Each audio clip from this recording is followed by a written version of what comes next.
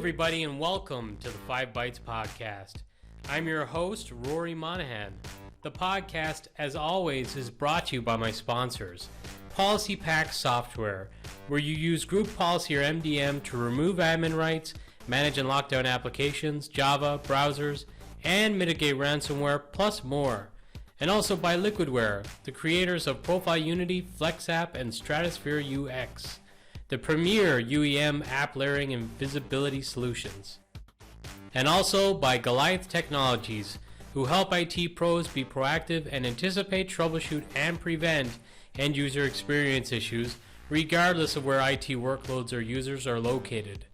If you enjoy the show each week, you've them to thank. And now for some news. This week there have been reports of active exploits of a Google Chrome 0 day, which is listed as CVE-2020-15999. BleepyComputer.com reports that right now Google have not disclosed too much information, but they will be publishing full technical details on the vulnerability on October 26th. Your Chrome browser should auto-update in the coming days, but obviously, if you're in a corporate environment, this is something you should consider deploying as soon as possible, as there are active exploits out there. You'll want to get to version 86.0.4240.111, which also patches 4 other vulnerabilities too, which are not 0 days. That includes CVE-2020-16000, CVE-2020-16001, 16002, and 16003, which are addressing some vulnerabilities with the PDF IUM feature, some printing features, free media vulnerability, and also an inappropriate implementation in something called Blink. So don't sleep on this one. You'll want to get that latest version, that update of Google Chrome out there as soon as possible.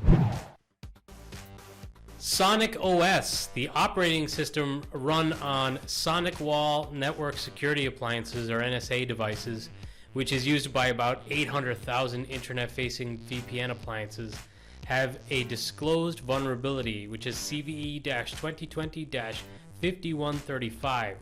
ZDNet reports that SonicOS contains a bug in a component that handles custom protocols. The component is exposed on the WAN, or public internet, meaning any attacker can exploit it, as long as they're aware of the device's IP address. The security researchers at Tripwire said exploiting the bug is trivial, even for unskilled attackers. In its simplest form, the bug can cause a denial of service and crash devices. But a code execution exploit is likely feasible too.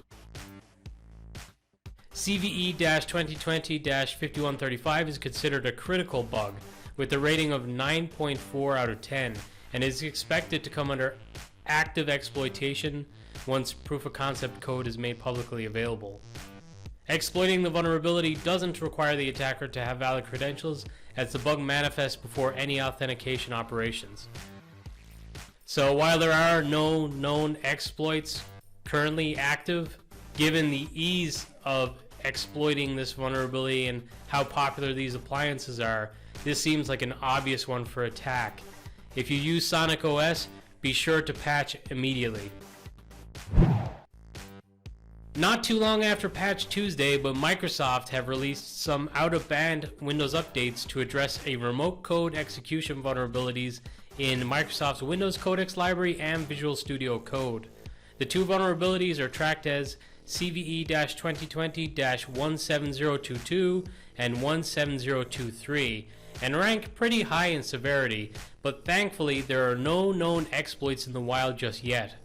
The Microsoft Windows Codex Library Remote Code Execution vulnerability affects all devices running Windows 10 version 1709 or later, and a vulnerable library version. You don't have to do anything to get this patched, as it's delivered via the store. BleepingComputer.com reports that Microsoft says that it has not identified any mitigating measures or workarounds for the two vulnerabilities, so get patching as soon as possible. The Department of Justice in the United States has launched an antitrust suit against Google for some of its alleged anti-competitive practices to shut out potential rivals. The National Review reports the lawsuit will allege that Google uses a web of business agreements that maintain the search engine's prominence to the detriment of its competitors. Additionally, Google uses funds gleaned from advertisements in order to pay other carriers and cell phone makers or mobile phone makers to maintain Google as a default browser, cementing its position as the destination for 80% of all internet search queries in the United States. The Justice Department has been conducting an investigation into Google for over a year, and the lawsuit represents the largest legal challenge to one company's dominance in the tech economy in years.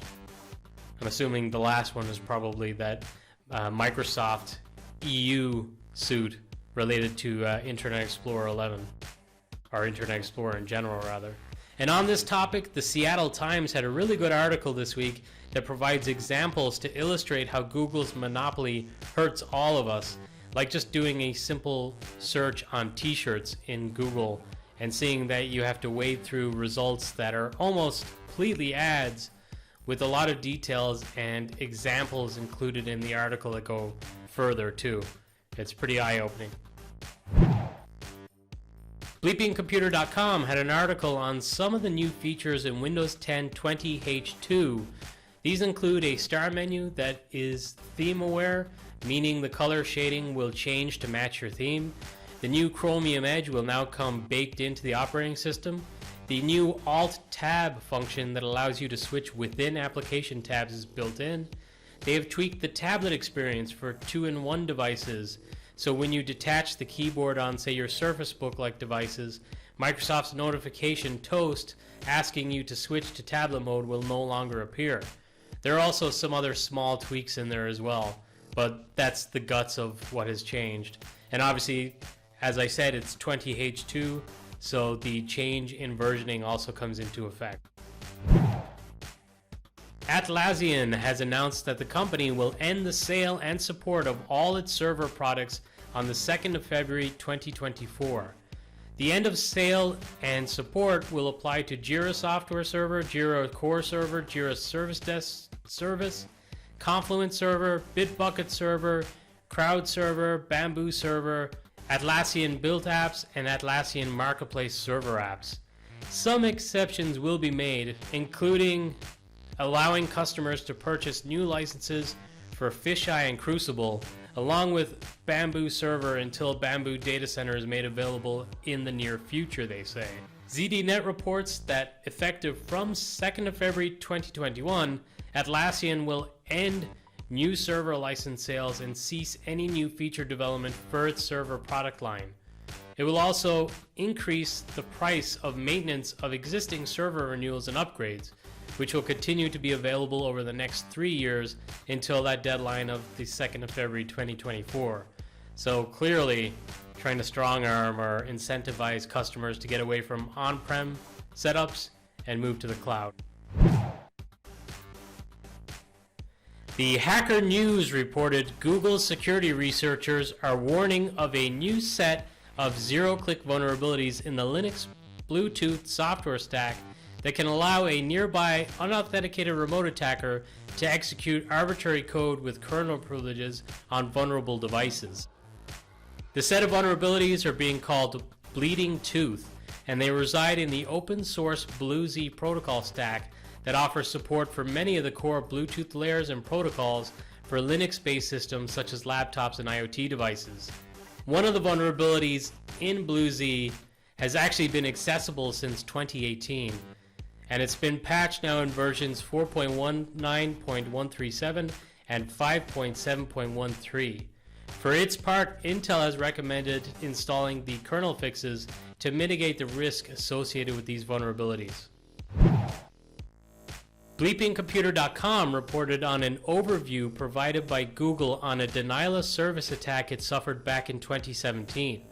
The attack was massive. It equated to 2.5 terabytes per second. While Google did not specify the source as a nation-state actor explicitly, bleepingcomputer.com seemed to have drawn their own conclusion that it was a Chinese-based attack. Much like when I covered the story of a massive denial of service attack on AWS earlier this year, Google was equipped to handle that extra load while it mitigated the attack. It's reported that they are using these attacks and the information that they learn from them in order to help plan resources and scale up to handle potential future attacks as these attackers become stronger and I guess more sophisticated in their denial of service attempts. So I'm actually thinking about starting a new dedicated segment on the podcast each week on cyber attack or unintended data leaks, because every week without fail there is at least a couple of high profile cases. This week there are several to report on, so let's get through some. First up, Pfizer leaked the private medical data of prescription drug users in the US for months or possibly even years, thanks to an unprotected Google Cloud storage bucket. According to threatpost.com, the exposed data includes phone call transcripts and personally identifiable information, or PII. According to VPN Mentor's cybersecurity research team, the victims included people using pharmaceuticals like Lyrica, Chantix, Viagra, Premaron, Ebrance, and more. So a pretty wide range of pretty widely used medications, unfortunately, including some medication for cancer treatment. Some of the transcripts were related to conversations about Advil, which is manufactured by Pfizer in a joint venture with GlaxoSmithKline. Some of the other PII information includes full names, home addresses, email addresses, phone numbers, and partial details for health and medical status, but most worryingly are those phone transcripts that I mentioned. Hundreds of people were exposed, with some of the information dating back to October 2018. Researchers discovered the bucket open to the internet with no passwords or usernames required in July. After several attempts to contact the company, the bucket was finally made private on September 23rd. The security researchers at VPN Mentor said when they eventually got a response from Pfizer, after pointing out the exposed data, they got a surprising response stating, "From the URL you gave, I failed to see how it is important Pfizer data, or even an important data at all," which is just bizarre. When ThreatPost reached out to the drug giant themselves for a comment, a spokesperson for Pfizer said, "Pfizer is aware that a small number of non-HIPAA data records on a vendor-operated system used for feedback on existing medicines were inadvertently publicly available. We take privacy and product feedback extremely seriously. To that end, when we became aware of this event, we ensured the vendor corrected the issue and notifications compliant with applicable laws would be sent to individuals." Sticking with threatpost.com for this next one, ThreatPost also shared an update on the ransomware attack on Carnival, the world's largest cruise line operator. They confirmed that the attackers did indeed access personal information of guests, employees, and crew for 3 cruise line brands and the casino operations of Carnival Corp, but the company states that they believe it is a low likelihood that the data is being misused. Not really sure how they could be so confident, but maybe they'll be sharing some information to clarify that. Barnes & Noble bookstores in the US got hit by ransomware. The attackers state that they stole unencrypted files as part of the attack. On October 10th, users of their Nook ebook reader and service began complaining on Nook's Facebook page and Twitter accounts that they could no longer access their library of purchased ebooks and magazine subscriptions. Upon discovering the attack, Barnes & Noble shut down their network to prevent the attack's further spread, which led to a service outage. To their credit, they pretty quickly advised and apologized to customers about their data likely being accessed by attackers, admitting email addresses, billing addresses, and shipping addresses, plus purchase history, were exposed on the hacked systems, but importantly, not payment information. The eGregor ransomware gang contacted bleepingcomputer.com claiming responsibility for the attack, sharing some screenshots of registry keys with the Barnes & Noble branding name in them. It obviously could be created very easily and just faked, but at least this is their claim. The public transport system in Montreal, Canada was also hit with a ransomware outage, but luckily for them, it did not affect the operation of buses or metro system. Unfortunately, people with disabilities who rely on door-to-door paratransit services are affected, as that requires an online registration system which is down. Again, like Barnes & Noble, at least this organization went public very quickly with the fact that they had been attacked. But unfortunately for them at this time, at least at the time of this recording, they have not yet recovered the systems. A cyber gang by the name of DarkSide used some of its Bitcoin booty made through attacks to donate to charities. In fact, they donated $20,000 worth of Bitcoin to the Water Project and Children International. For its part, Children's International told ThreatPost.com that the matter is being investigated by them, and if the money is from hackers, they will not be keeping it. The DarkSide gang announced the deposits on October 13th through one of its corporatized press releases posted on a dark web portal, according to a BBC report, along with tax receipts for the donations of $10,000 apiece.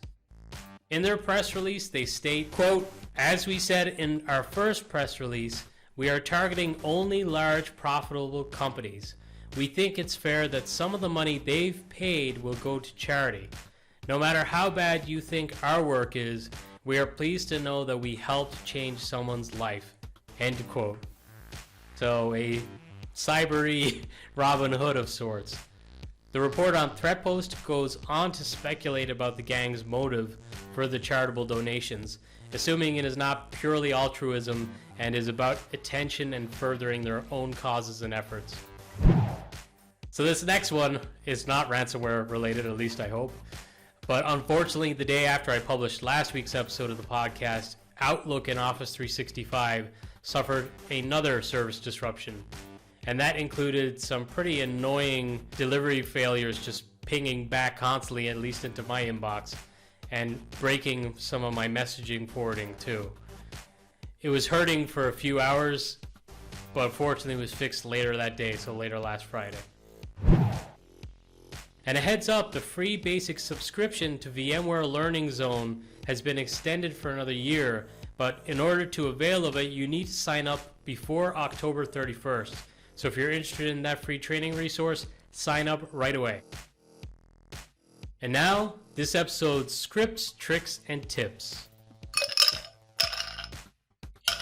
First up is Steve Noel, who recommends that when enabling FSLogic's Cloud Cache in a non-persistent environment, you need to set the cache directory before sealing the image.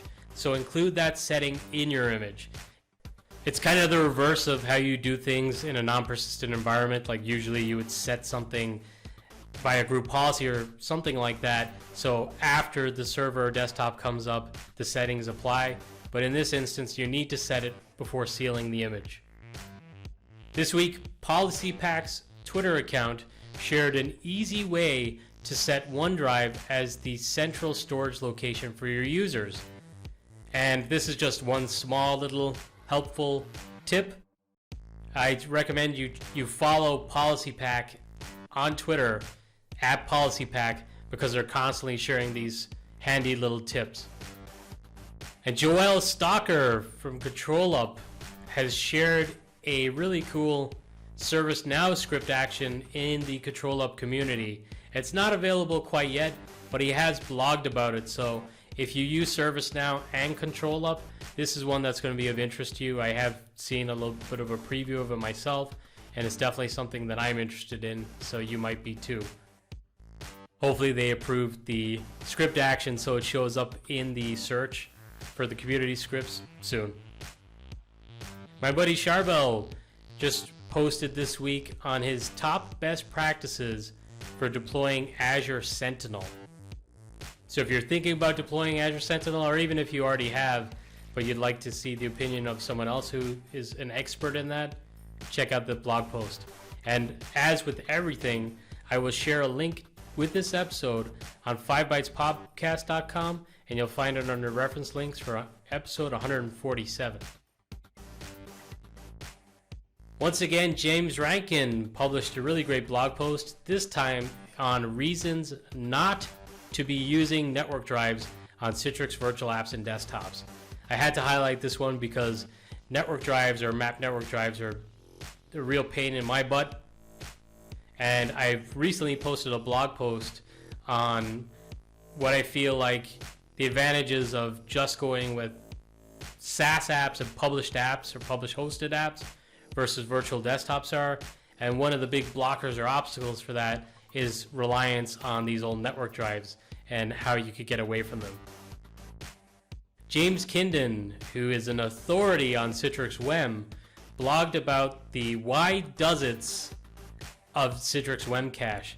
Now, the Citrix WEM cache is critical to the functionality of WEM, and it's pretty much a complete unknown to most of us.